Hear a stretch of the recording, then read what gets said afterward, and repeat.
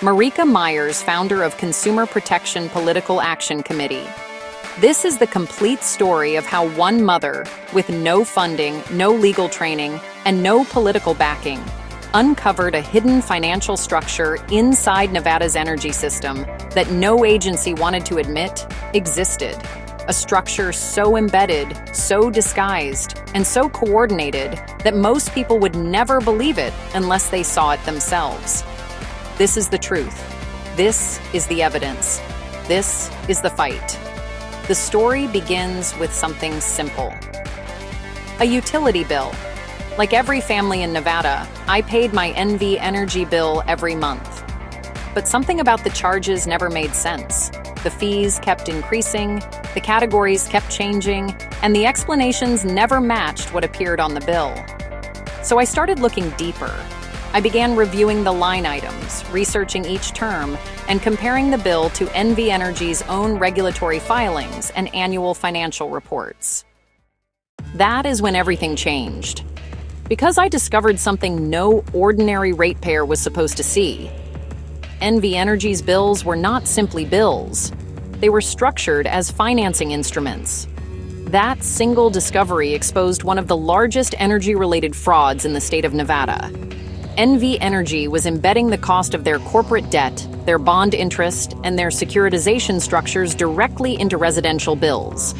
And the Public Utilities Commission of Nevada, the PUCN, approved every single mechanism. To understand the fraud, you have to understand how the structure works. Under Nevada law, a utility may charge for the cost of providing electricity. That means the generation, the fuel, the wires, and the distribution. Nothing more. But NV Energy created something else entirely. Instead of charging normal utility fees, they took fuel costs and reclassified them as regulatory assets. Under GIAP ASC 980, a regulatory asset is allowed only when the utility is guaranteed to recover costs through future rates. NV Energy used that rule to turn ordinary expenses into long-term financial assets, then added carrying charges which function exactly like interest. After that, they issued corporate bonds to cover these costs, including junior subordinated notes, mortgage bonds, and securitization-backed debt. Here's the part the public was never told.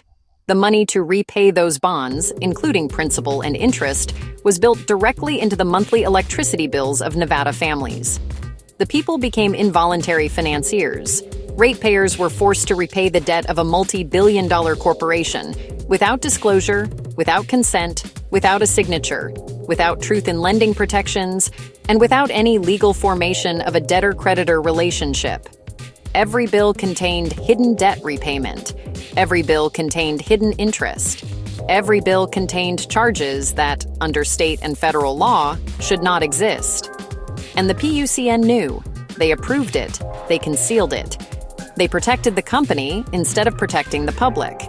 When I confronted the PUCN, instead of admitting the misconduct, they attempted to minimize it and reframed my complaint as a rate issue. But this is not a rate issue. This is a securities fraud issue. This is an accounting fraud issue. This is a truth in billing issue. This is a debtor-creditor violation. This is a violation of GAAP ASC 860, ASC 980, and SEC Regi SX. This is a violation of NRS 598 deceptive practices.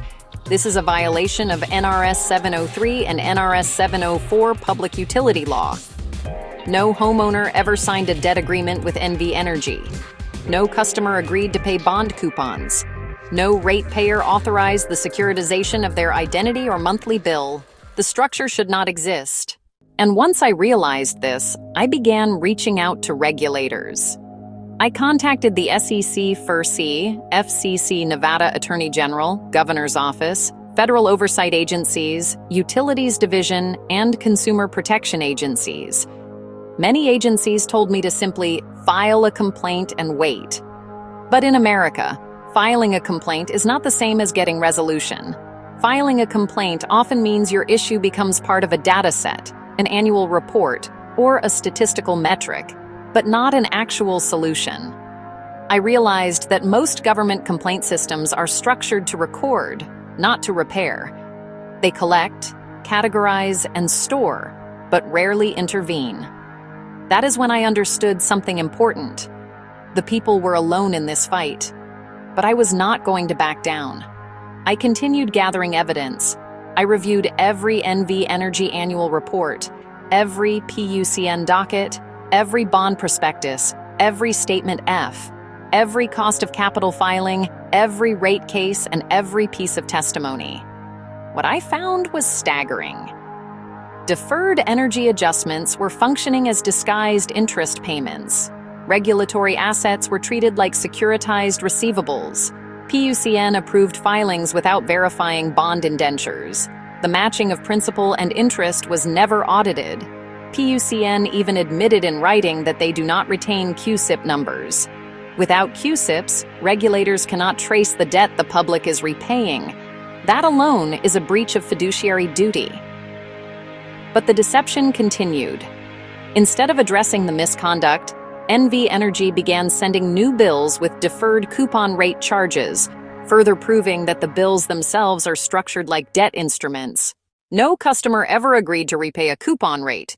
The structure is financially improper, legally improper, and ethically improper. Then something unexpected happened. A thought, why not call Attorney General Aaron Ford? The Nevada Attorney General's office responded by email. Not a staffer, not a clerk, a direct representative from Attorney General Aaron Ford's office. During my research, I found an article where Aaron Ford was already working on an energy case related to solar fraud. And upon my response, they wanted me to file a complaint so they could open mine as well. This was confirmation that my work was being noticed. But it was also clear that the AG's office could utilize my information to advance their own case, and that my findings overlap with systemic energy misconduct affecting many Nevada residents.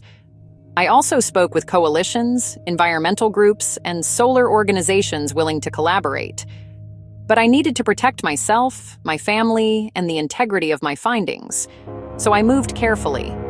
Because NV Energy and the PUCN were already showing signs of coordinated resistance.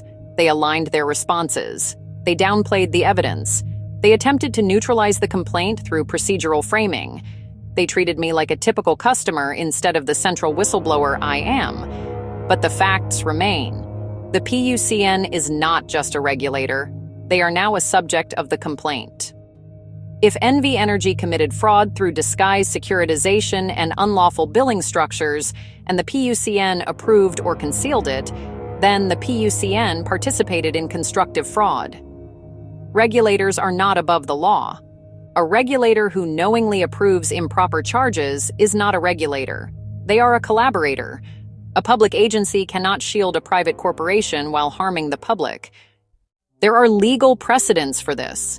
There are federal cases where regulators were held liable for aiding unlawful recovery. There are state cases where commissions were overturned for failure to protect consumers.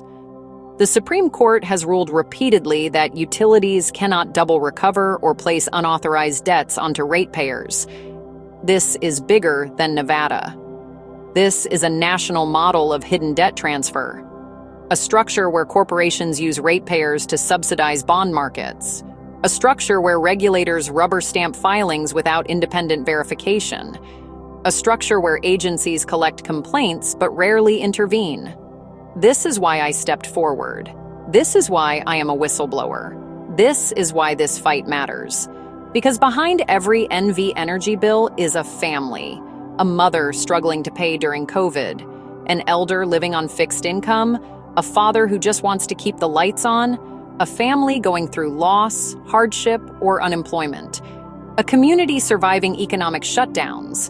People who do not deserve to be turned into hidden investors for corporate debt. This is not just about money. This is about trust. This is about duty. This is about justice. This is about accountability. And now, with all the evidence collected, with every document analyzed, with every violation identified, I stand ready to present the full case to the Attorney General, to the Governor, to federal regulators, to Congress, to national investigative bodies, and to the people of Nevada, not for a complaint, for a resolution. This is the story of how an ordinary mother uncovered an extraordinary fraud. This is the story of how one person can expose the truth when no one else will. This is the story of how consumers were turned into financiers without consent. This is the story of how PUCN failed its duty to regulate. This is the story of how NV Energy built an empire on hidden charges. This is the story of how government agencies overlooked what they should have stopped. This is the story of how truth rises when systems fall. My name is Marika, founder of the Consumer Protection Political Action Committee, a mother, a whistleblower, a fighter for accountability, and the person who uncovered the truth NV Energy never wanted revealed. This is not just my story.